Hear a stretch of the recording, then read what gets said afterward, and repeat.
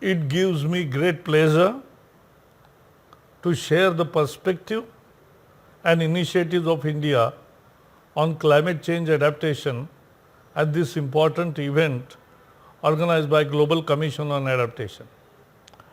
India is a large and geographically diverse country. Here people depend more on vulnerable sectors like agriculture, forest and water for livelihood.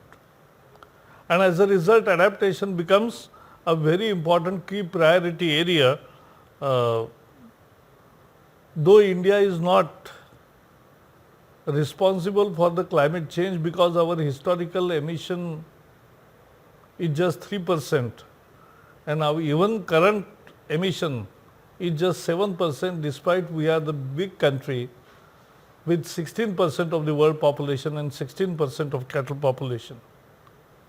But still we have to suffer, and therefore adaptation become very important.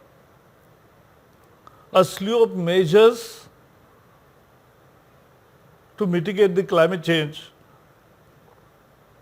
and upliftment of poor and vulnerable sections under the leadership of Prime Minister Narendra Modi. Climate change plans such as nationally determined contribution, national action plan on climate change and state action plan on climate change are overarching guidance, and we are already in action. In 2019, Prime Minister Modi has formed a coalition of disaster resistance infrastructure, and more than 15 countries have joined that coalition, and this is to reduce the climate disaster risks, thereby ensuring sustainable development. India is committed to make its people and infrastructure climate resilient. We already have 5 dedicated national missions on adaptation: agriculture, water, Himalayan ecosystem, forest and habitats, and 2 new missions, health and coastal areas, have been added to the list. India has been leading from the front on climate change adaptation, and like other developing countries in the region, it can do more.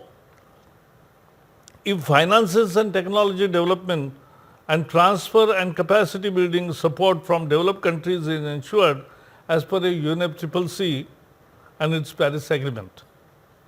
I also take this opportunity to welcome the new administration in United States of America under leadership of President Joe Biden and his climate envoy John Kerry.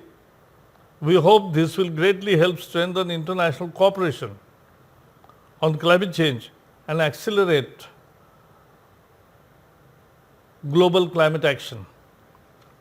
Final request is that we must stick to our developed countries, must stick to their commitments on finance and technology support.